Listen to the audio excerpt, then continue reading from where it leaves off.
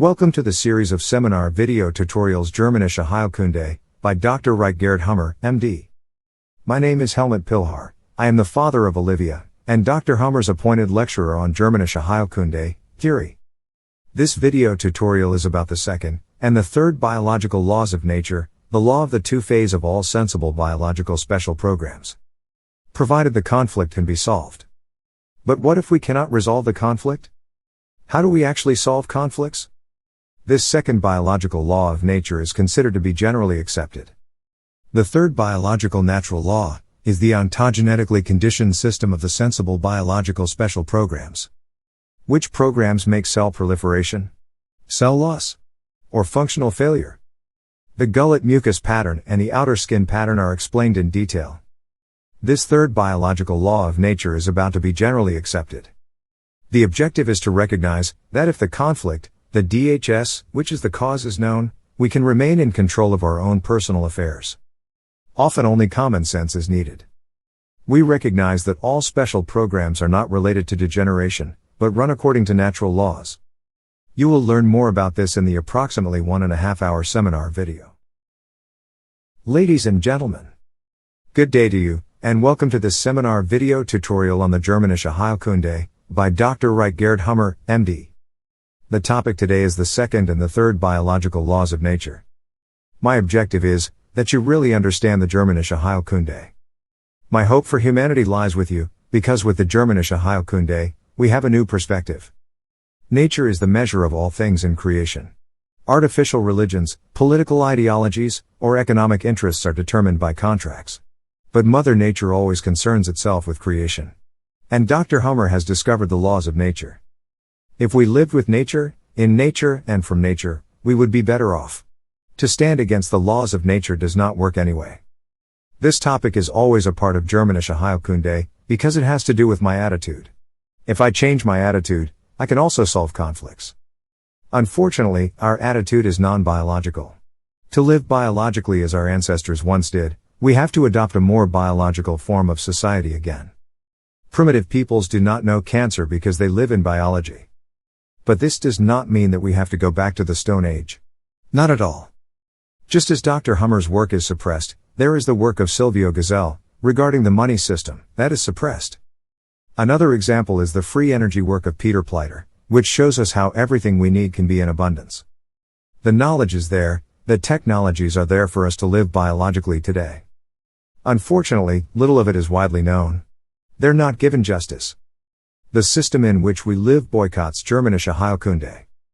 Therefore, the better you understand it, the better you can help yourself in case of an emergency. You can help in your community, your family members and friends. Germanische Heilkunde must become a kind of popular medicine. Every mother must know how neurodermatitis works in her child. Once you have internalized this knowledge, no one can take it away from you. Nobody can prevent you from solving a conflict. In most cases we don't need emergency medicine at all. We only need emergency medicine in the rarest of cases. The rest, which conventional medicine would like to shove in front of and behind us, we actually do not need. This means that Germanische Heilkunde is the medicine of freedom. With it, neither a doctor nor a medicine stands between your health and you. Ultimately, only I can heal myself, because no one else was there during my conflict. Only I can find my conflict and reveal it to the therapist. No one can solve for me the problem of my partner's cheating, for example. Only I can do that myself. Only I can heal myself. The most important person who has my neurodermatitis, or my diabetes, or my epilepsy is me. As I mentioned before, this knowledge belongs in general education. However, the knowledge cannot protect me from conflict. How should Germanische Heilkunde protect me, for example, when the bank freezes my accounts? The symptoms come on the heels of that. But once I've learned to translate the meaning of the symptoms at the organ level, the conflict usually comes easily to my mind. I'll remember that I've had that symptom ever since that event happened. And danger recognized is danger averted. If I know where a biological program comes from, I can also figure out how to get out of it. Like now, for example. Now, at this moment, we have to diligently teach and study this knowledge so that we understand it. Even though this should have been taught to us in basic biology lessons, in elementary school. The principles of Germanische Heilkunde have been known since 1981. 40 years. What an advantage it would have been to have grown up with this knowledge. With this knowledge, I could have precisely identified and resolved a conflict myself 10 years ago, when I first suffered it. Trying to find the conflict now, many years later, is laborious. But there is no way around this, because only when I know the exact moment of shock can I know what to do about it. So, as I mentioned before, we can indeed look for the conflict from the organ symptom, such as neurodermatitis, separation, bones, self-esteem, and so on. But we also have to find our precise conflict. Something that's very helpful in this search is to keep a diary of our symptoms, because the tracks are usually very subtle. But by keeping a diary, it's not difficult to recognize the pattern. For example, let's say I always have migraines on the weekend. Sure, this is the crisis of a frontal fear conflict, so it's actually a healing phase symptom. Every crisis is a healing phase symptom, always. Therefore, I'm solving a frontal fear every weekend. I know then I must have suffered a frontal fear at some point. And now there is something that's causing a recurrence of that frontal fear, and it's obvious that on weekends there is something gone. So, I can see the pattern. I also know when I started having the symptoms. Have I had the migraine for 5 years now? Or for a year? Or since childhood? I can now think about this pattern. Something must cause me this recurrence during the week, so that I then solve it on the weekend and get into the healing phase. So, what do I have during the week that I don't have on the weekend? We have to become our own detectives. We have to figure ourselves out. Of course, that requires that I know what a conflict is in the first place. The migraine has nothing to do with diet and nothing to do with where you sleep. The migraine also has nothing to do with environmental poisoning or anything. I need to know precisely, I must have experienced a shock moment, a DHS, a Dirkhammer syndrome. And I must understand what a shock is, what a biological conflict is in the first place. And of course, I have to have understood about tracks and the rest of the basics.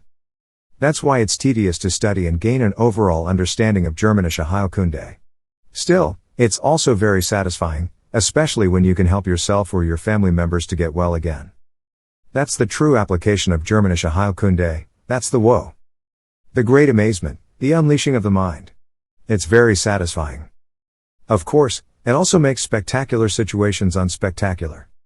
For example, you discover blood in your stool, and you know you've solved colon cancer. You know, the trouble I've had for 3 weeks, that's been 3 weeks of conflict activity.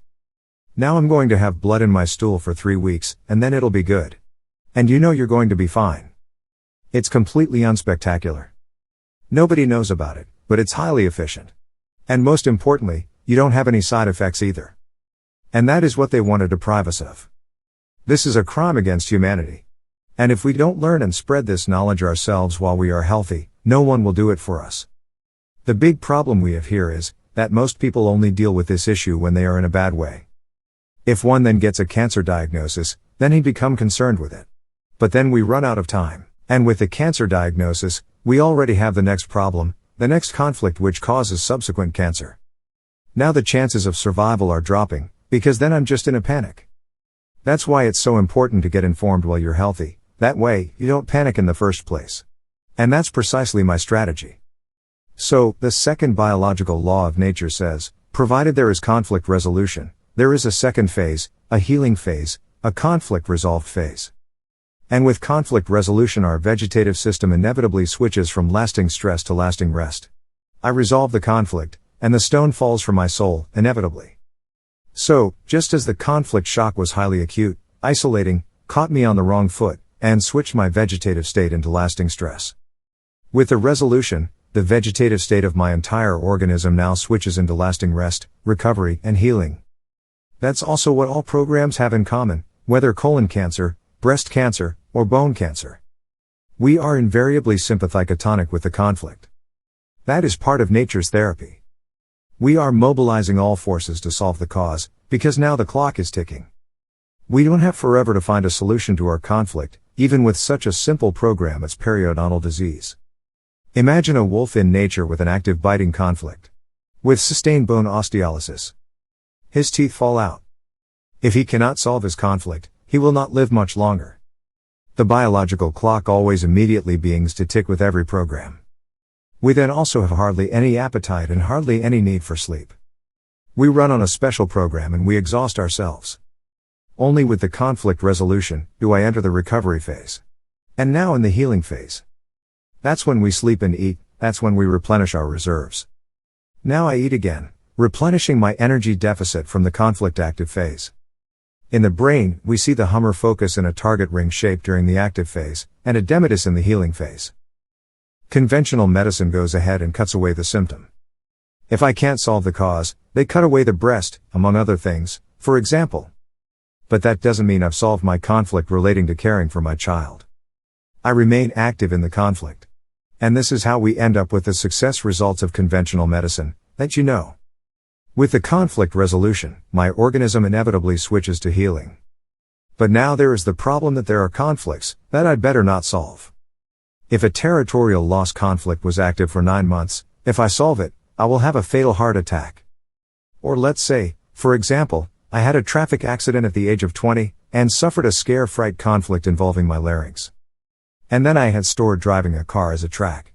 So that driving keeps the conflict alive for me. In this way, I can build up the conflict load for decades. At 80, I turn in my driver's license, and now I avoid the driving track, and inevitably come into healing. Which in the larynx is the replenishment of that squamous epithelium tissue, under swelling. In conventional medicine this is called laryngeal cancer. This also causes swelling in the brain, but especially at the organ level, the larynx. No one gets a handle on swelling with a 60-year conflict load. Therefore in such a case, the therapist must say, keep driving until you are 105. Don't resolve this conflict. Germanische Heilkunde is not always about resolving every conflict in every circumstance. There are conflict loads that are so large, that if we resolve them, we can't possibly survive the healing phase. In these cases, I have to advise you stay on track. You must not resolve that conflict. But we have to know this in advance. Otherwise, we see the usual story these days of the 80-year-old, who gives up his driver's license, and 30 days later he is diagnosed with throat cancer. Then they just say, yeah, cancer, that's what you die of.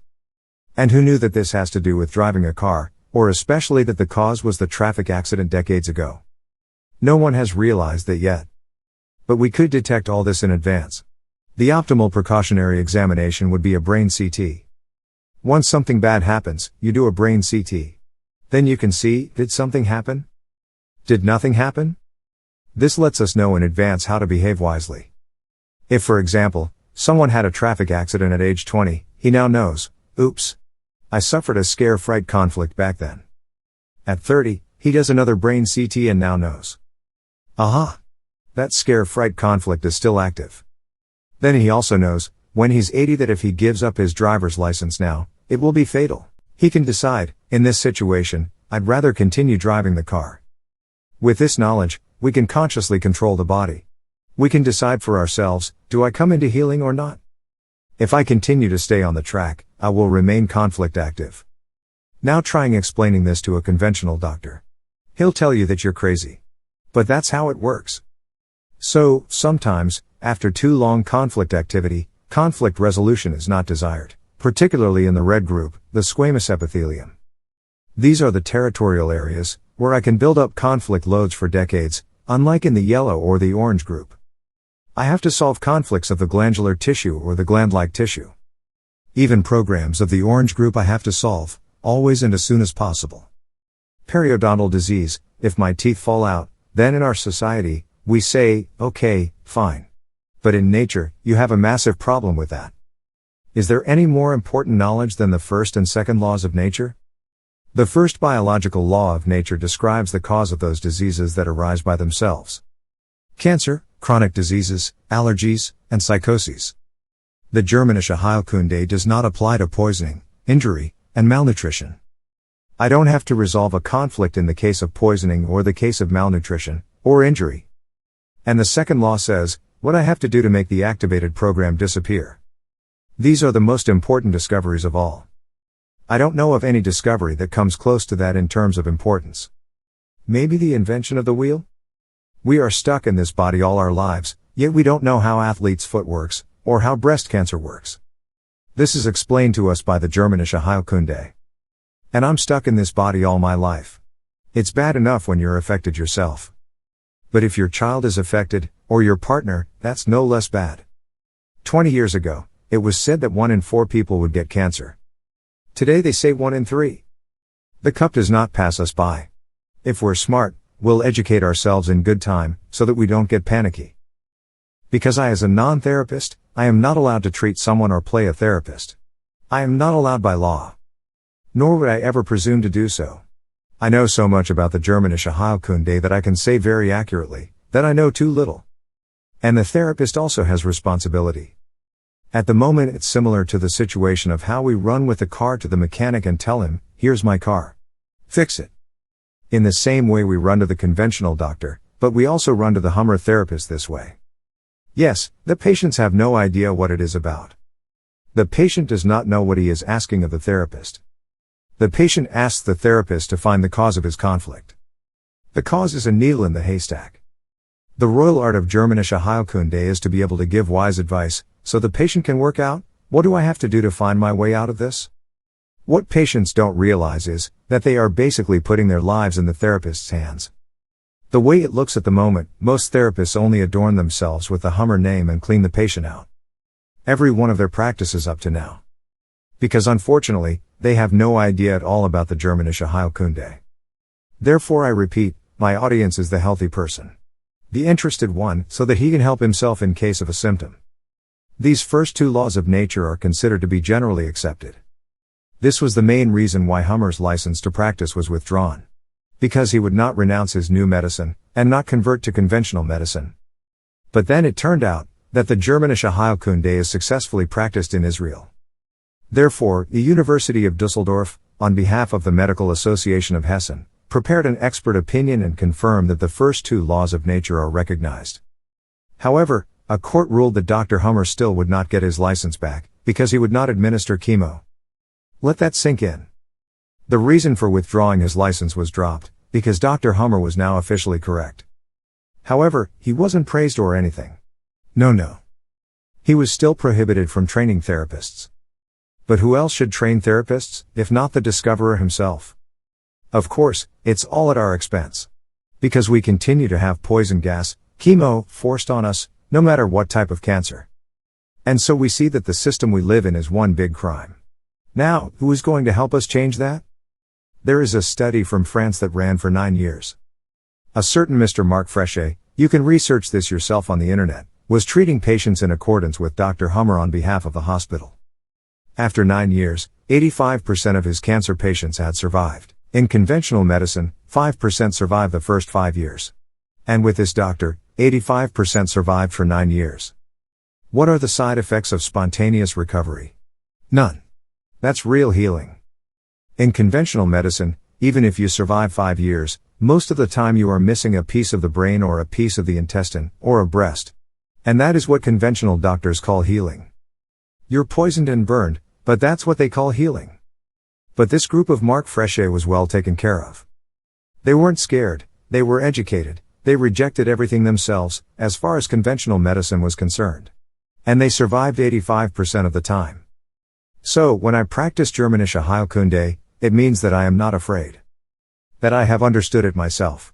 That I can also interpret my organ symptoms correctly.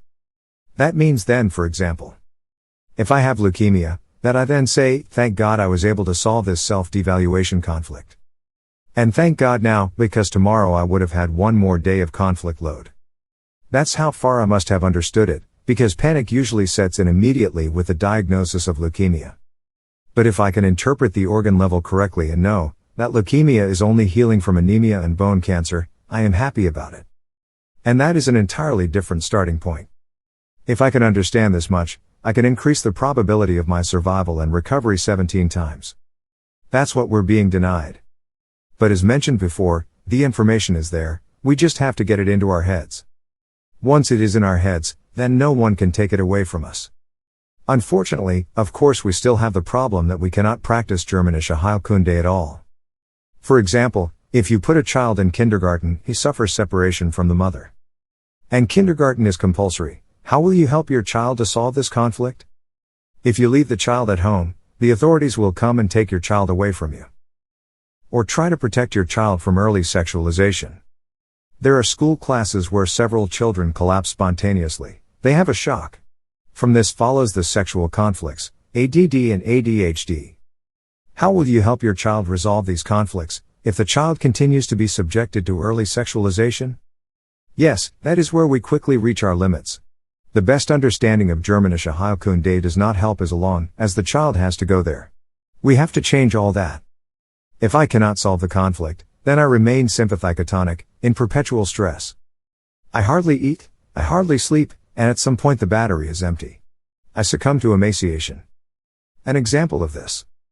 A young woman fell in love with a man and wanted children from him. The man kept her dangling between hope and despair. This affected her central self-value, her spine. Her vertebrae were dissolving. Bone tissue, controlled by the cerebrum, as we know from the third law, has cellular loss or depletion in the active phase. She talked to Hummer on the phone, and they found the conflict. But she couldn't force the man. If he didn't want to, what did she want to do? Her parents were completely overwhelmed with her care, and sent their daughter to hospice. There they made short work of using morphine, to put her to death.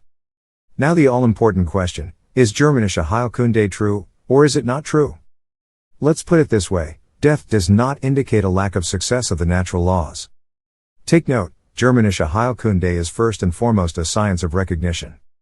It describes 5 biological laws of nature. If I cannot solve the conflict, one possibility is death from emaciation.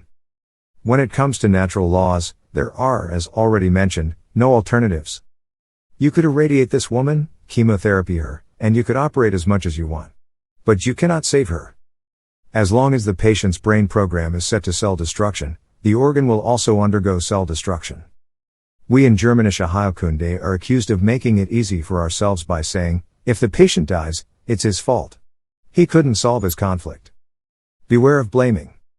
Let's say an employer fires an employee, and the employee suffers a conflict with liver cancer, because he no longer knows how to feed himself. Who is to blame for this? The employee who no longer has a job? Is he to blame? Watch out for the blame game. It was like this for me with my daughter Olivia.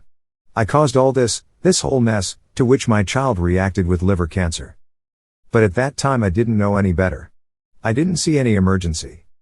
Today, I know better. When I have other information, I can say, what do I care about the nonsense I said yesterday? Today, I know better. It is only bad if I hold on to the old things after I know better. That is not good. But we point it out to the patient. Here, right here is where the problem's buried, and you have to solve the cause. The enemy of the good is the better. You believe you have to find a better man before the stone will fall from your soul. But if only she can laugh about it, then the conflict is solved. Meanwhile, in conventional medicine, if the patient dies, then they simply say it was cancer. They have nothing better. Patients in conventional medicine are dying on a conveyor belt, and no one is upset about it. It's as if they had a license to kill. Nobody questions, is it really necessary that almost all of them die? And we are told that he practiced what Hummer taught him and died. This is then published in all the newspapers, for half a year. In what way did he practice what Hummer taught him? Practicing Hummer means that the patient is fully aware of what's going on, and doesn't do anything stupid like therapeutic fasting or similar. To practice Hummer's teachings means that the patient does not panic. He knows what it is all about. To practice Hummer's teaching means legality. If the patient is on sick leave for 3 months and refuses everything, chemotherapy and so on, he must not be pressured by the doctors. To practice Hummer means to use emergency medicine, case by case. Do I need surgery? Do I need medication? Where do we have that? The reality is that the patient who wants to practice Hummer's teachings and rejects conventional medicine has to hide. He must go underground, and he must often protect himself from his family members, who are all talking at him. And the doctor declares him crazy. Where is there a clinic where Hummer can be practiced? The talk about Hummer deaths is a big joke of the system. So, one possibility is death from emaciation.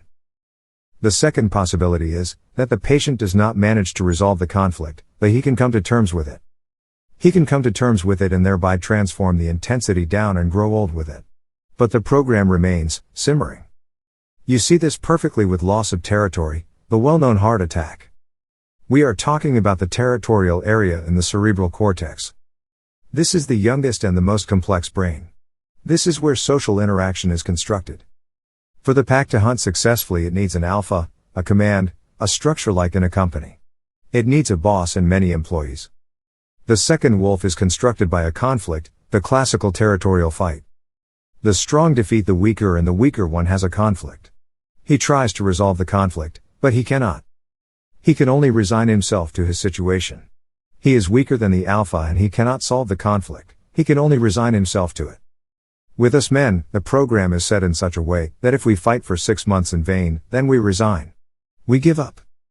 And what happens when I give up is, the right male territorial area side closes to me. The left female brain side is open. From now on I am soft.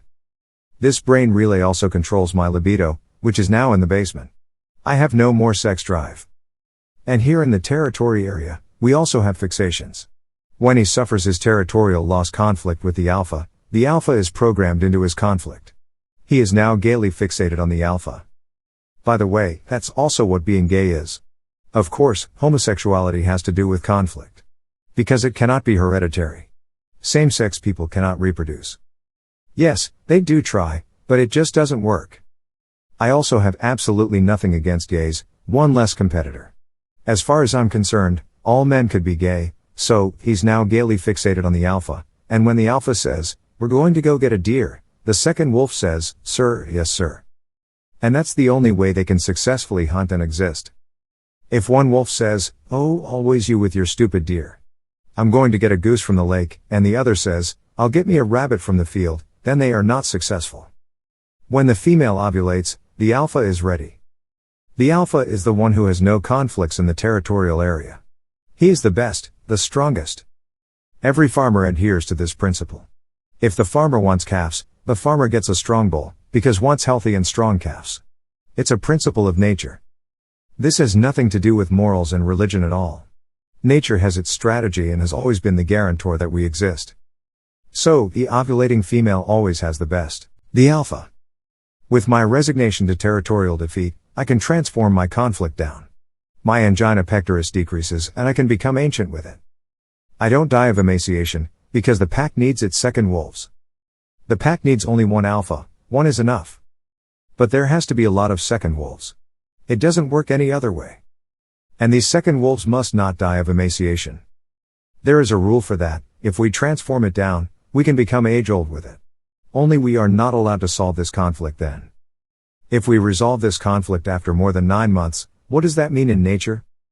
It means that I am alpha again. And now nature says, "Wait a minute, you again want to be responsible for reproduction? Now let's see if you could resolve this conflict in a reasonable time. If you take too long here, you are not the best, and you're going to die of a heart attack. Before you keep stressing about who's the real alpha, I'll let you die." That's nature. I mean, all we can do is observe that it is, and learn our lessons from that. Germanische Heilkunde is also an experiential medicine. The experience is, the woman is 9 months pregnant. She is not 8 months pregnant or even 10 months pregnant, she is 9 months pregnant. Why that is another story. Elephants are pregnant for almost 2 years. But with us humans it is just 9 months. So, it is also with the loss of territory, 9 months, and if I solve my loss of territory afterward, I am dead. Nature will already have a reason for it. And that's the genius of Dr. Hummer, that this is coherent in itself, is conclusive in itself, and has a natural logic. We usually instinctively stop trying to solve these conflicts. How does this instinctive not solving work? Let's say my wife says, "Helmut, life was awesome with you, but adios, I'm out of here." Boom. I've lost my wife. It's highly acute, isolating, and it caught me on the wrong foot. Now I'm using all my strength to get my wife back, to kill the rival. But if I don't succeed within 6 months, I resign. After 6 months, I think to myself, I'm going to get lost. Through this, I can transform the conflict down. But as long as a man continues to fight, he is a man. If he no longer fights, he is cerebrally castrated and in principle gay, from now on. Then, if my wife wants to come back after 9 months, I don't want her anymore, because I'm gay now. I'm not into women anymore. Now I'm into men or contraceptive pill-taking masculinized women. By the way, whether a man lives out his homosexuality or not, that is absolutely not the issue in nature. Dr. Hummer also says, if the softie, who is feminine in essence, lies in bed with a pill-taking masculine woman, there are effectively 2 gays in bed. It's the same thing. The decisive thing for nature is, that he does not reproduce. Only that is the point. Someone who has lost his territory is no longer capable of reproducing. Now we come to erroneous conflict resolution. As mentioned before, there are conflicts that I'd better not solve. For example, this loss of territory conflict that's gone on longer than 9 months. Let's say, instead of being promoted in my company as discussed and promised, I get demoted. Now I have lost my territory. I mobilize all my strength to solve the problem. But after 6 months, I don't make it. Now I think to myself, the stupid company. I'll get through the few years before I retire, but I certainly won't make any more effort for this company. And so, I can transform the conflict down. I can grow old with it. But now comes the erroneous conflict resolution, the pension. With retirement, a new phase of life begins for me. The problems in the company now vanish into thin air. Now I have become president of my bird breeder association. And already next year, I can appoint myself Governor General. Now I suddenly have my territory back. I've solved this conflict. But of course far after 9 months. By mistake. 6 weeks later comes my fatal heart attack. The Minister of Finance calls this socially acceptable early death. Yes, he is happy about that. The slave was used optimally. This is an erroneous conflict solution, because there is no pension in nature. The wolf can't say, "Hey, guys, look at the clock." Pension. Caribbean. In nature, he would not resolve this type of conflict. Only in our society. You have to warn the patient, watch out for the pension. We already know that in advance. We can tell him, be careful with the pension. If you solve the conflict, you won't survive. Better you stay in the company, as a night watchman. And preferably without pay so that you get angry with the company, every day. Then you'll live longer.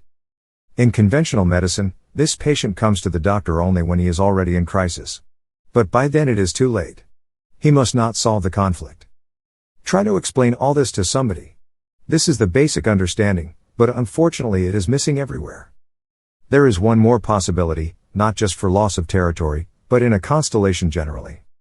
In a territorial constellation, the patient suffers a second conflict in addition to his still active first territorial conflict. The second territorial conflict strikes in the opposite side of the brain. Here, by the way, we are with the bronchi, with the larynx, with asthma, with stuttering. Here's the heart attack, the pulmonary embolism, which is also accompanied by an abnormal pap smear. Here, the hepatic bile ducts, the gastric ulcer and hemorrhoids. We are at the urinary tract. The urinary tract infection is the healing from a territorial marking conflict. Yes, these are the territorial conflicts, there are masculine and feminine ones. And constellation always means, Hummer focus active on the left and another active on the right. In the territorial constellation, the conflict loading stops. The squamous epithelial tissue ulcerated during the conflict active phase, but now with the constellation, that cancer stops. At the organ level I now feel healthy. But with the onset of the second conflict, emotional maturation also stops, one remains childish. These are the big boys who play with their cars. And you also look younger. By the way, you can recognize the emotional maturity level of a person when he reacts emotionally. When he rages, or when he cries, or when he throws himself on the floor and bangs his fists against the ground. Or when he makes a decision that a 5-year-old would make. That's how you can tell emotional maturity. In a territorial constellation we are manic depressive.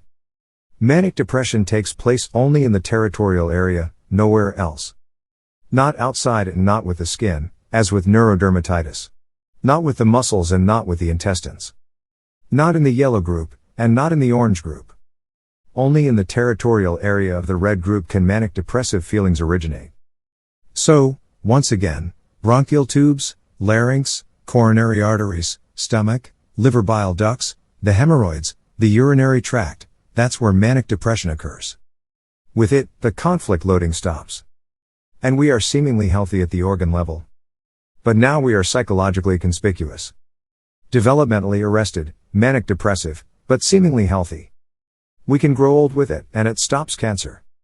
The supersense here is only for men. In this way, nature says. Since you already couldn't solve one territorial conflict, you definitely can't solve 2 such conflicts.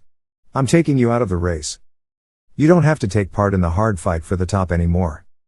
From now on, you enjoy puppy protection again. You are not to be taken seriously. From now on you are the class clown, which you already know from your school days.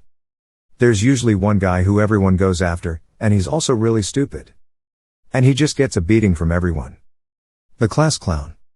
And nature says, "You are crazy now." An adequate role for you in the pack, based on your maturity level, is kindergarten teacher. If he's arrested at age 5 in his maturity development, he can be 50, but he has the maturity of a 5-year-old. He gets along very well with children. Nature just goes on saying, nothing's going to happen to you. You get put on hold, and it stops the conflict loading. And he becomes immersed, unable to change his situation. All he can do is wait, until the situation changes in his favor. Only when the situation changes in his favor, can he solve the constellation. He has no conflict load on his constellation. Therefore he also survives the crises, and could even be alpha again. So, the supersense of this constellation is that one is put on ice, frozen, waiting for better times. But one is protected. One becomes psychologically conspicuous, one is not taken seriously, but one is protected. And I said that's just for the man, because it's about command. Whereas in nature, women don't have a constellation. Because the woman, should she ever get into a constellation, at the latest with her next ovulation, the alpha is with her. And she'll have a young one from the alpha. With this a new life begins for her, with her child.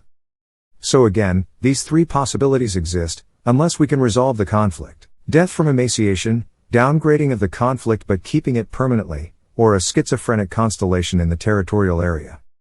Note, only here in the territorial areas does the conflict loading stop in a constellation, nowhere else. I am psychically conspicuous, manic depressive, developmentally arrested, but physically healthy. And now to the topic, how do you solve conflicts?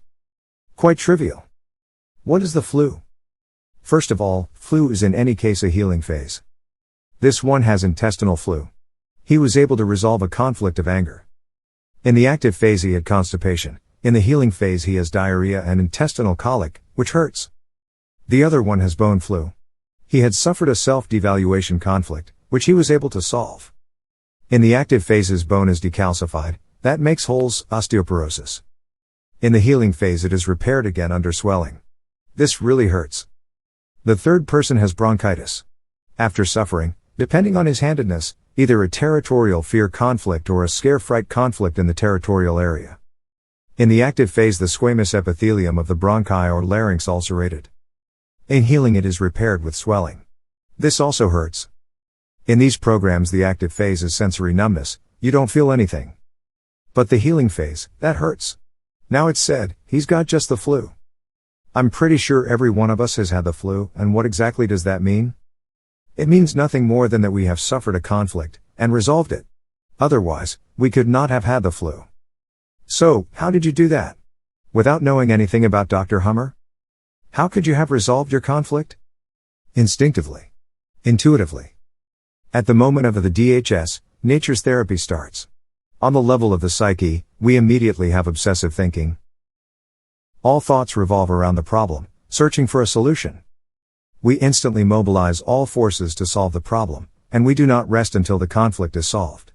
Until the stone has fallen from our soul. Then we come into healing, right at that moment. This works the same even with a baby. Let's imagine a mother holding her baby. Suddenly a soldier comes and snatches the baby from her arms. Look at the face of the mother, and also of the baby. Both have a conflict. What do? They scream, scream, scream until they're together again. Only then does the stone fall from their souls. It works the same way with animals. Take the bone away from the dog. What does he do? He will try to snatch the bone from you again.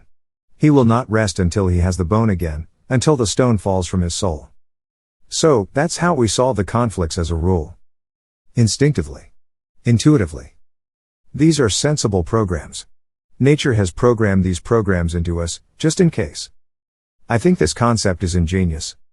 So far, we have managed to solve our conflicts, otherwise we would not be sitting here now. And we have all had these programs running dozens of times. Many conflicts we have also transformed down, or we are in constellation. Most of us are in constellation, unfortunately. Our scrap society is responsible for this. We are all on ice, so to speak. We are all waiting for better times. But beware, there is no patent solution for any conflict. Let's take the example of liver cancer. Liver cancer is always starvation. Always. I can suffer a starvation conflict for myself. I don't know how I'll feed myself anymore. In this case, I have numerous liver nodules, because I have gone bankrupt. My bank accounts have been seized. I have lost everything. I no longer know how to feed myself. I may even have suffered a starvation conflict on behalf of someone else. Of course, I may also have suffered a separation conflict of someone else, for example, or an attack against the heart conflict, as well as a self-devaluation conflict, or even a starvation conflict. If, for example, my daughter marries a deadbeat, and I'm worried that the deadbeat can't possibly feed my daughter, then I only have a single liver focus. But there are also hundreds of different starvation conflicts. I can suffer a starvation conflict because I have gone bankrupt. But I could also suffer a starvation conflict because I have colon cancer. I'm worried that I won't be able to get the food through. I'm going to starve to death because of a bowel obstruction. And I can suffer a starvation conflict for my daughter. I've had liver cancer 3 times, I've had starvation conflict 3 times. But there is no silver bullet to resolve them. In the first case, I would need money to settle my accounts. In the second case, I would need a potent son-in-law, and in the third case, I would need the colon cancer gone. You can see how individual things are. Of course, that doesn't make things easy. We humans are as individual as our conflicts are, but so are the solutions. There is no one-size-fits-all solution. The conventional physician simply makes it easy for himself. Liver cancer? Chemo. Colon cancer? Breast cancer? Bone cancer? Lung cancer? Chemo, chemo, chemo. Child, adult, old man, it doesn't matter. Chemo. For themselves, oncologists consistently reject chemo, and that is a crime, but as I said, we usually solve our conflicts instinctively, intuitively. And sometimes, we even solve conflicts by chance. By chance, the great love of yesteryear is incredibly ugly today, and you're healthy. Or by chance, the lightning strikes the mother-in-law and thus solves all my problems. I am healthy by chance. If you haven't managed to solve your conflicts instinctively, intuitively, or by chance so far, we have the tools to get to the bottom of our problems. It is helpful to keep a symptom diary. Then you can see, aha. I always have the migraine on the weekend, so I have to have an active conflict during the week. How long have I had this? For 5 years, so I have to start my search 5 years ago. The rest is the track. Suppose I can identify that now? 5 years ago something terrible happened to me at the company with the boss. At that time I thought, he's going to beat me up. And since then, the boss has been the track, so to speak. Now I can think about what to do next. Do I quit? Then I am healthy and I look for another job, with a better boss? Or do I accept this situation? First, we have to find the exact DHS, the conflict shock. There are also no 2 identical frontal fear conflicts. Yes, of course, it may have been the traffic accident, for example, to which I reacted with frontal fear. And now I drive the car, all week, every day. I don't drive a car on weekends, I'm not on track, and I'm resolving my conflict. So, the migraine's always after resolving the danger from the front, the frontal fear. But which one exactly? That's what you have to determine. In general, you can say that the best conflict resolution is always real conflict resolution. You have breast cancer because your child is sick. For the conflict to be resolved, your child must become healthy. Cutting off your breast does not solve the conflict about your child. You remain in perpetual stress and wear yourself out. Only if the best solution of the conflict, the real solution of the conflict, isn't possible, for example if the child dies, should a second best solution be found. Here, a view into nature often helps. What does the sheep's mother do when the wolf snatches her cub? She immediately becomes pregnant again, and has a new lamb. This does not mean that a mother must forget her dead child. But the new child helps her get over the loss, over the death of the other child. The other dead child benefits nothing at all, if the mother dies of emaciation because of her ongoing conflict. A new child helps the mother to solve the conflict. This is a patent solution in nature. That would also be the patent solution for us humans. Or the same when my beloved dog dies. It is irretrievable, when such a beloved person dies, or an animal dies. A new puppy helps me to solve such a conflict. A new child, a new dog, or a new wife. For example, if my wife runs away, I need a new wife.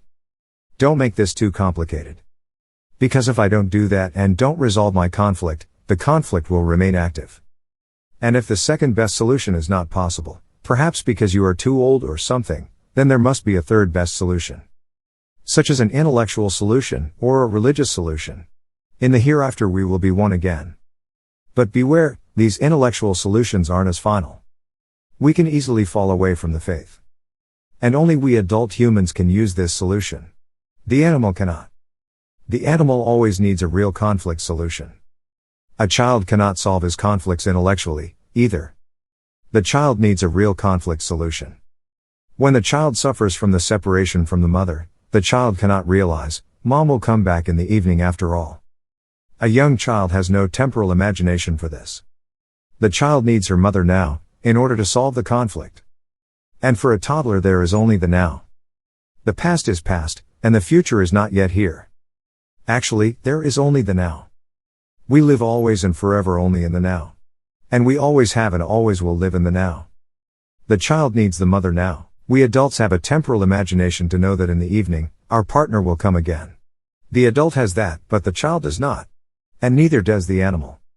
If I have a steak at the table and I tell my Rottweiler bitch, Emma, you'll get the steak in the evening, she asks me if I've gone crazy. She needs the steak now. By the way, even the big African Maasai couldn't be domesticated. If you locked them up to punish them, they were dead within 2 days. They didn't understand that they would be released in 3 months. They said to themselves, I don't want to live like this, and they gave up and practically killed themselves mentally. To put it in a nutshell, the best conflict resolution for children and animals is only real conflict resolution. Intellectually, they have no chance. But real conflict resolution is also the best and durable variant for us adults. One can also get over his conflict. For example, Dr. Hummer with his testicle cyst. That was a solved lost conflict about his son Dirk. Dr. Hummer was conflict active for 3 months. It took him 3 months and a lot of talking to his wife about the death of their son, because he seriously blamed himself. He had observed how the Savoy's lawyers interacted with the chief physicians, so that they would let his son die. That was his precise conflict. The Savoy Prince Victor Emmanuel shot Dirk without intending. He didn't even see him, the bullet went through 2 boat walls. But then they let the boy die. The Savoys didn't want to have a handicapped man, who would forever remind them of the event. And Dr. Hummer observed all this, which was actually what was so highly conflicting for Dr. Hummer. You can get over that too. As I said, when a loved one dies, it's irretrievable. And we have in all human cultures these rituals, these funeral ceremonies. People get together and have a good cry to get over it. And if you miss that, if you still have an unpaid bill with a deceased person, then you have to make up for it.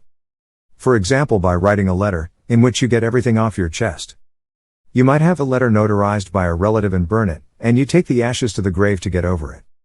This of course is, where the therapist's ingenuity comes in. As I said, the royal art of Germanische Heilkunde is wise counsel. Everything else can be learned, brain CT reading and memorizing the diagnostic chart, and correctly identifying the symptom. Conflict active phase. Healing phase? All of that can be learned. But wisdom cannot be learned. A therapist once had a patient case. The man was 25 and mentally disturbed. His father regularly beat up the whole family. He regularly beat up his wife and children. That is why the young man was psychotic. His father had been dead for 3 years. The therapist advised his patient to go to his father's grave and throw it all out. Tell this to the father, everything that came to his mind. The young man did that. He almost desecrated the grave, but his psychoses were resolved. For him, a new life could begin. Let's put it this way. If you're a man getting beaten up by your wife over and over again, there's no point in saying, I'll look for a woman who beats me up less. Just avoid her. Or if you're being bullied at work, just get out of the way, get a new job. Or change school. Some teachers simply have a problem with certain children. You can only avoid them, you can't change the person, but you can avoid the track. That is also what every little animal does. Even you yourself, we all have many issues which we simply avoid, and we also have every right to do so. This is the very best option, the safest option. What about diving straight into it with desensitization? Dr. Hummer usually warned against desensitization, because it mostly headed in the wrong direction. What does desensitization mean? As a therapist, I deliberately chase the patient down the track, hoping that he can overcome it. But if he can't overcome the conflict, I, as a therapist, cause the patient to relapse. And that's what usually happens. A person who fell down a ladder and had a motor conflict, survived the fall with a lot of luck, and had his epileptic seizure in the crisis. Now he has a track. Every time he climbs somewhere, he worries whether he will fall down again. When he gets back to the ground in one piece, he resolves the recurrence, and he has another epileptic seizure. He knows that, so he just avoids climbing anywhere. If you make such a person climb 10 meters up a ladder or climb a tree, he will have a recurrence. You'll cause a relapse in the patient. That is nonsense. Therapeutically, it is nonsense. Avoid the track. But there are also conflicts where it makes sense. A 2-year-old girl falls, head first, into a pond. She gets mud in her mouth and suffers a fear-disgust conflict. This relay is within the territorial area as well, and in a left-handed child we have what is called the night hop. And this child suffers a fear-disgust conflict with diabetes. The track is head underwater, and it occurs in the bathtub. So now there's the option of avoiding the track, avoiding the water. But to avoid water for a lifetime might be difficult. The variant which the parents now practice on the advice of Dr. Hummer is, to take away the child's fear of water. In the shallow and lukewarm water of the bathtub, with toys. So that the child enjoys splashing around, to help her to overcome the conflict. In this case, the therapist's tact is also required. Where is desensitization possible, and where not? When you grow up, many conflicts that you had in childhood are no longer relevant. For example, neurodermatitis, which disappears with puberty. For an infant, separation from the mother is existential. And the child suffers a separation conflict with neurodermatitis.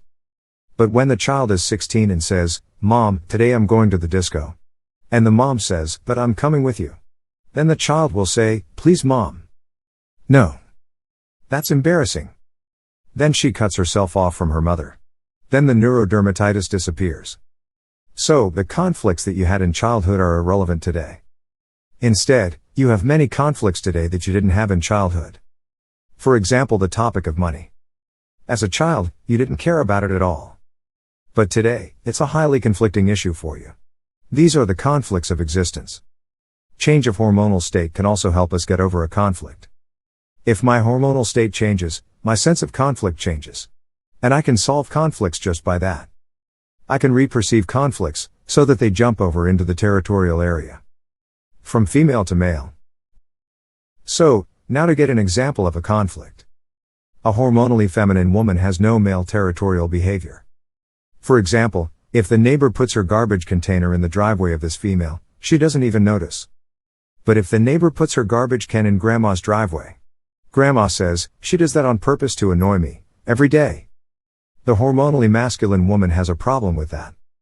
An example of reperceiving. The thief comes through the window.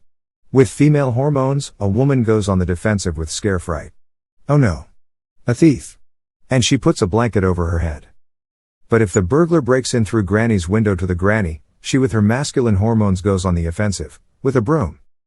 Feminine scare fright, masculine territorial fear. The feminine reaction hits, the right-hander, in the larynx, the masculine in the bronchial tubes. The same event, but seen with different eyes, once seen with feminine eyes, once seen with masculine. In this way then, the conflict can jump. Let's say for example, a hormonally feminine female has suffered a scare-fright conflict and is now coming into her change. Then the Hummer focus jumps from her laryngeal relay to her bronchial relay. The larynx goes into resolution, and the bronchial now builds up conflict load. In this way, the conflict is reperceived. An example of conflict resolution. A typical childhood sexual conflict is witnessing an exhibitionist. Now, when a woman who has had her sexual conflict active since seeing an exhibitionist in the age of 5, and now she comes into the change, she becomes a man. The woman becomes a man, and the man becomes a woman. By the way, this has nothing to do with handedness, it's just hormonal masculinity or femininity. There are masculine women, and there are feminine men. Some right-handed men are feminine, and some left-handed men are feminine. But now, this woman hormonally becomes masculine, and an exhibitionist is not an issue for a man.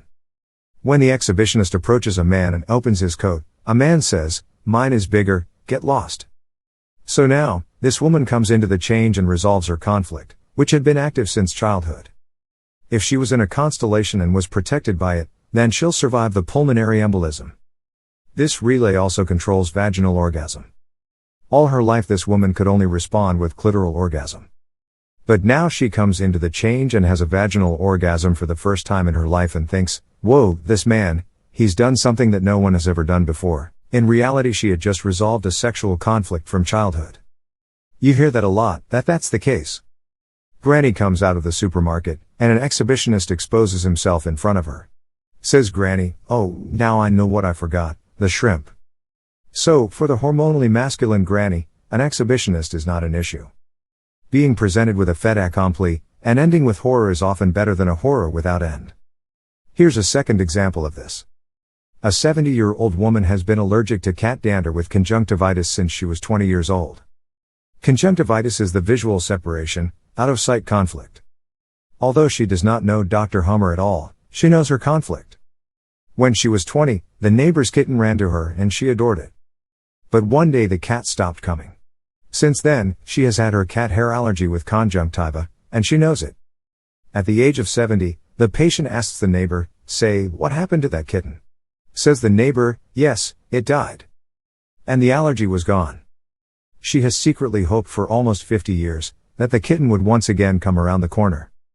She had to hear the words, the cat is dead, so that this could come into her consciousness. And the allergy was gone. Here's another example of ending a conflict with terror. My sister-in-law was supposed to be a princess. Unfortunately, something went wrong in karma. She is so pedantic, so fashionable. She is indeed a nice person, she'd do anything for you, but she more or less hovers on cloud 9. She had a boyfriend in a noble district of Vienna, with such a huge apartment, appropriate to her status as a princess. Only this man gave her a sexual conflict, and the solution for her sexual conflict was her current husband. The only problem was, that he had his apartment in the suburban area of Vienna. The town was called Fischamend, near the airport. This was a disaster for Veronica. She still had all her things, clothes, cosmetics and so on, in the posh apartment from her former guy, but she was with the new guy. And she was commuting between the apartments. And she had a chronic bladder infection, a conflict of determining the location. Where do I belong? Whose territory do I actually belong to now? Territory conflict.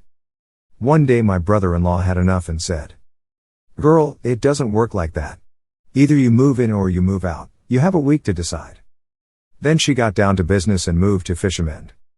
But that was also the solution for her, and the urinary bladder also stopped responding. So within limits, such a slap in the face at the right moment can be very healing. As crazy as it sounds, suffering an even worse conflict is also a solution to various trifling conflicts. Then such a trifling conflict becomes irrelevant. An alternative practitioner once told me the following experience. A woman came to him with an open leg wound. This is the periosteum, when it stops nourishing the tissue. This is a brutal separation conflict. Anyway, this therapist did a blood analysis and said, according to my results, you should have been dead a long time since. His words were prophetic. A few weeks later, she died of pulmonary nodules. But strangely enough, by then her legs had healed. So, he gave her an even worse conflict, and she was able to get over her brutal separation, the legs healed. But actually, you should be dead. She heard the diagnosis, believed it. And this belief cost her her life. If a patient can laugh about his conflict, that is an unmistakable sign that the conflict has been settled and finally resolved. Here's a really nice example. Biological conflicts need a biological solution. And this is where almost all therapists who call themselves Hummer therapists have such a hard time. A mother reported about her daughter, that an older student in the playground she had bumped into, knocking her to the ground. And then the boy kicked her, as she lay on the ground, in her stomach and her head. The child suffered a motor conflict. At night, the girl would lash out wildly. She dreamed this scene over and over again, always the same. This mother discovered her daughter's story and advised her to forgive the boy. Whenever she saw him, she should forgive him in her mind. And the child practiced this. But the following day, the bed was rumpled again. One day, the girl saw this boy sitting on a half-high wall in the playground. Suddenly, and for no apparent reason, he tumbled off head over heels. With that she could laugh about him. And so the haunting was gone, the conflict solved. This is the reason Dr. Hummer advised his patients who had received a shocking, "You have cancer" diagnosis from the oncologist, that they should imagine the oncologist taking a shit, so that they can laugh at him. A seminar participant recently told us that her brother, who is 60 and in good health, went for a checkup. The doctor gave him a cancer diagnosis. The brother was shocked. "Don't ever tell me such nonsense," he said before punching the doctor in the face, turning on his heel and storming out. That's the right way of dealing with oncologists and their most brutal possible diagnosis. Brutally creating business for themselves. Oncologists really get off on that, because it lets them play God above the people. The only problem is, that they know very well what this shocking diagnosis opening does to the patient's psyche. It's such a self-fulfilling prophecy, a kill shot. How can you resolve conflicts, when you're constantly humiliated? When people look down on you, when you can't do anything right. Do something where the others have to look up to you. Here's a really nice case study of this with polyarthritis. A German expatriate wants to join the higher society. She is in her mid-20s and takes a golfer as a boyfriend and tries to play golf herself. But she only receives snide remarks. That with your foot position, it won't work. Self-devaluation conflict partner foot. You're holding the club, all wrong. Self-devaluation conflict partner hand. One day she leaves it with the golfer, and she gets a lawyer. She also has children with this lawyer, which was the solution to her golf ineptitude self-devaluation conflicts. This led to degrading remarks from her partner, about her hand and foot. Her lawyer was such an enthusiastic walker. But because of her healing face pain, his wife couldn't walk with him. He told her, "You're just sick," and on her partner's side shoulder, she suffered a self-devaluation conflict. She also suffered a lame duck unsporting self-devaluation conflict on her partner's side knee. Those two together were then her polyarthritis. Dr. Hummer knew that she was an avid dancer, but her husband wouldn't dance at all, because he couldn't. "Why don't you set up a monthly dance tea and sweep the hall?" Dr. Hummer advised, "and let your husband sit on the sofa, embarrassed. And he having to look up at you." It was about increasing her self-esteem. No one can forbid her that. You just have to know where to start, respectively, to change your inner attitude. So, if I have a conflict with a person that I can't solve, I can try to get my equities out of that person for myself, so that I stop reacting to this person, in either a positive or negative sense. That in a sense, I don't give a damn about them. That is, of course, the most elegant conflict resolution. For example, let's say I have a conflict with you. You may not even know it, but I am chronically ill because of you. Now, of course, I can say you have to change, so I can get healthy. I can say that, but it's not going to happen. But if I get my equities out of you, then I'll be healthy too. After all, it's my conflict, and only I can change my attitude towards you. I managed to do that once. I had chronic eczema on my toes, for over 5 years. I could peel it off, when it was dry. And the skin underneath would be white and soft and itchy. For 5 years I had that chronically, on both sides. Only when everything was done, did I discover my conflict in retrospect. It was my parents. I had this from 1995 to 2000, in the wake of the story with my daughter Olivia. In 1995 my mother brought flowers and homemade cake to the doctor, who reported us and took us to court. And she apologized to him for her son's, my, behavior. My father tearfully declared on TV, that his son must be in a cult. For the next 5 years chronically, it would take less than 5 minutes for the sparks to fly, whenever I saw my parents. So, the discussion was always at 130 decibels. In 2000 I went with my father to the media market, because he wanted to buy a computer. He was born in 1925, so he was 75 years old at the time. Have you ever gone to buy a computer with a 75-year-old? It's really amusing. I was driving him in my car, and he was sitting in the passenger seat beside me. Suddenly I realized that he'd gotten smaller, he was shaking. And he had his third set of teeth. My parents used to turn on the TV early in the morning, and not turn it off until the evening. Supervised thinking all day, every day.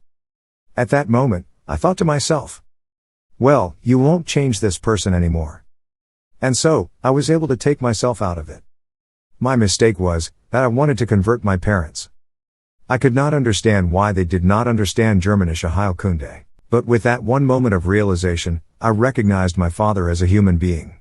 He is my father, and he also has his handicaps and deficiencies, and he will never understand Germanische Heilkunde. It is the same with my mother. She will not understand it anymore, and certainly not if they sit in supervised thinking every day, and being brainwashed. And so, I could take myself out of the conflicts with them. From that moment on, there were no more sparks flying. I didn't get involved in a discussion with them. I discussed with them only what was necessary. But I no longer tried to convert them. I was able to remove myself from the story, and my eczema healed on both sides. Father, partner side. Mother, mother-child side. For 5 years, I had literally wanted to be separated from my parents, to have them leave me alone. But this was a most elegant conflict resolution. Maybe this list of how to resolve conflicts is not complete. Maybe one or another option is still missing. A thick wallet naturally also solves some conflicts. The younger person can naturally also resolve conflict more readily than an older person. So, the third biological law of nature. In the first 2 laws of nature, the first one describes the cause. The second one describes the solution. These are the more important 2 biological laws, as Dr. Hummer discovered.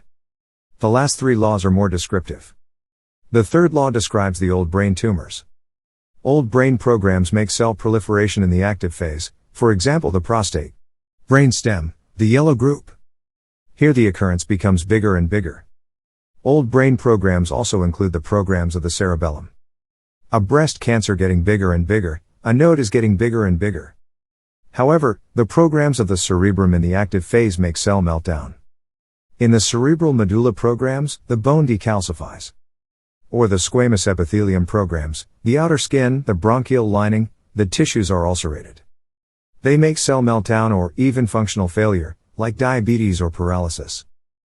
That goes on until the problem is solved, and there is no alternative to that. Mostly, the biological sense of old and new brain programs is in the active phase, nature helping immediately. For example, prostate cancer is the biological sense of the prostate program. The problem for the prostate is that the woman ran away. Now he has the prostate active, and this is the biological sense of the prostate after all. Look how good I am, come back to me. More ejaculate. The biological sense of a node in the breast is, to ensure a higher chance of survival for a sick child. Concerning the bone, if I don't solve the self-devaluation conflict, the bone will break. Here, the sense is only at the end of the healing, when the bone is denser and stronger than before, and remains so. Concerning the squamous epithelium, the meaning of the program is in the active phase. With ulcerative widening of the bronchial tubes. So that I can get more air in. Or widening of the urinary tract, so that I can pass more urine. And in the healing phase, it's repaired under the swelling. It's the same with a loss of function in the active phase of a program. Diabetes is the biological sense. For example, more sugar for more energy to better solve a resistance conflict. More energy to be able to successfully resist the boss, for example. The symptom is not the problem. The conflict, the cause of the symptom, this is the problem.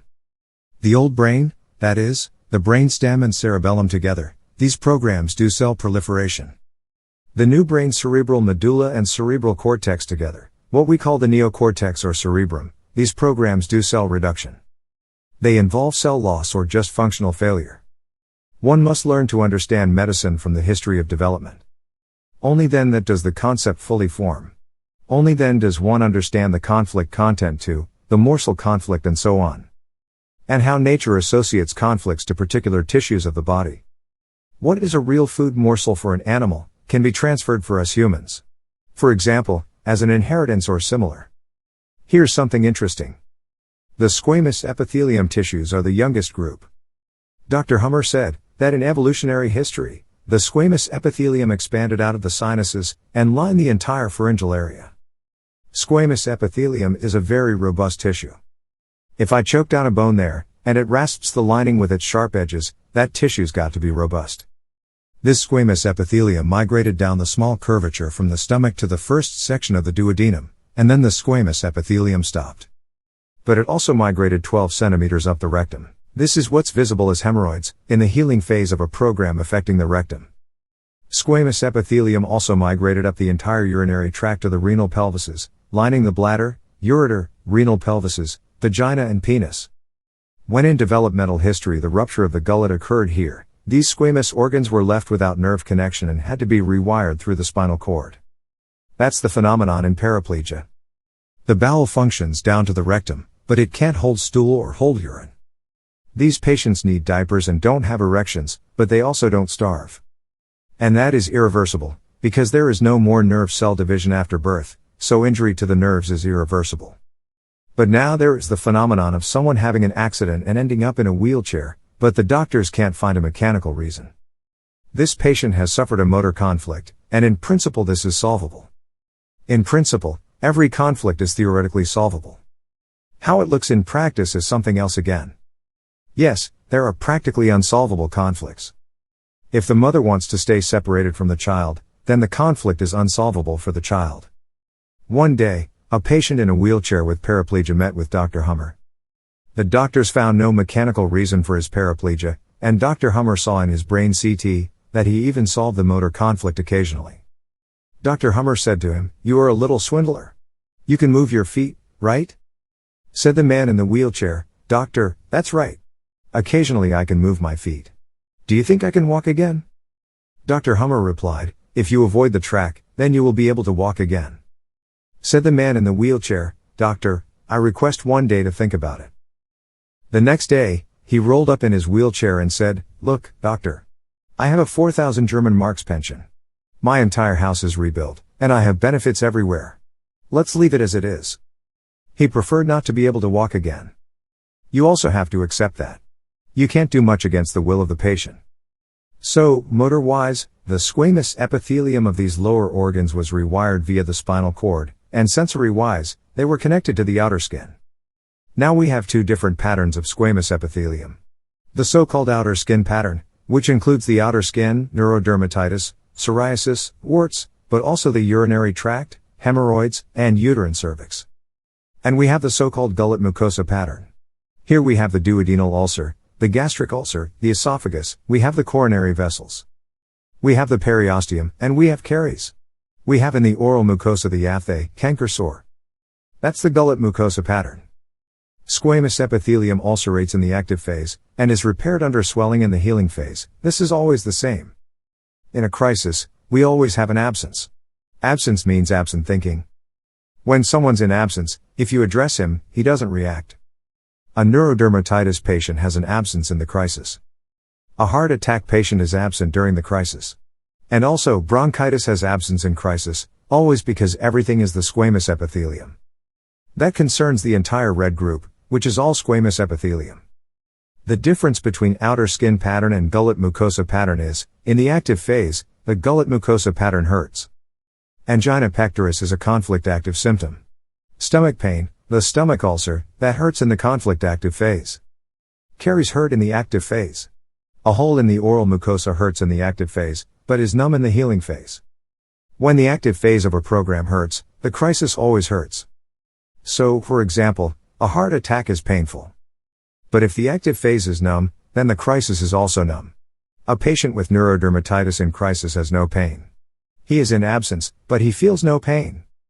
He has pain only in the healing. Terrible phrases, gullet mucus pattern, and outer skin pattern. The outer skin hurts in the healing.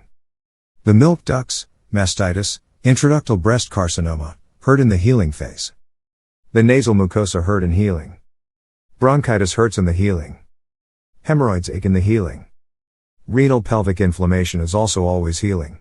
It hurts in the healing. In the active phase, it is numb.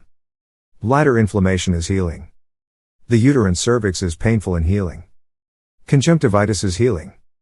Tooth enamel hurts in the active phase. In the excretory ducts of the parotid gland, in the healing we have mumps. That hurts in the active phase. That's like when you bite into a lemon and everything contracts and that then makes pain. That can be pretty severe as well. The esophagus hurts in the active phase. Interestingly, also the excretory ducts of the lacrimal glands, these hurt in the active phase. The small curvature of the stomach, the gastric ulcer also hurts in the active phase. And when the active phase hurts, the crisis always hurts too. A gastric epilepsy patient has pain. The liver bile ducts also follow the gullet mucosa pattern. They hurt in the active phase. The squamous epithelium of the pancreatic excretory duct also hurts in the active phase. In angina pectoris, if the territorial loss conflict is downgraded, the pain also lessens. But in the crisis, heart attack, I have very severe pain again. Also, the periosteum. That's where the term rheumatism, flowing pain, applies. Not to be confused with the rheumatism of the joints, which is the healing from self-devaluation, while the periosteum is a brutal separation conflict. In the periosteum, we have pain in the active phase, and the part is ice cold, as in Raynaud's disease. The conventional doctor would say, these are circulatory disorders. These are the patients who go to bed with 2 pairs of socks and still, their feet do not get warm if they have associated the brutal separation to their feet. Like this sea anemone. Sea anemones show the earliest body structure of an animal. It's hard to tell, but the million-year-old sea anemones have an up and a down. A real head is missing, but this is replaced by a mouth opening. Right next to this is the counterpart, known in humans as the anus. So, as mentioned before, the rupture of the ring structure occurred approximately at the larynx. Our head is the primordial head, our mouth is the primordial mouth, and then it goes on to the right. Picking up the morsel, that's now the esophagus, the stomach. The rupture is approximately at the point where the small intestine passes into the large intestine. The whole intestine thereafter is the indigestible morsel. A fecal morsel I want to get rid of. The rectum used to be on the left side of the larynx. And glandular tissue at the head area is also about getting rid of the morsel in case of conflict. With the eye, the light morsel, the middle ear, the information morsel, and so on. So right is incoming and left is outgoing. Our ancestor was in principle like this sea anemone. As mentioned before, animal life is a few 100 million years old. It started with a single-celled organism. From that, the various genera and species have evolved, and to that extent, we are all related. Ladies and gentlemen, that completes my content for this topic. I would be pleased to welcome you again to the next seminar video of Germanische Heilkunde. Until then, I wish you a wonderful time. Helmut Pilhar, father of Olivia.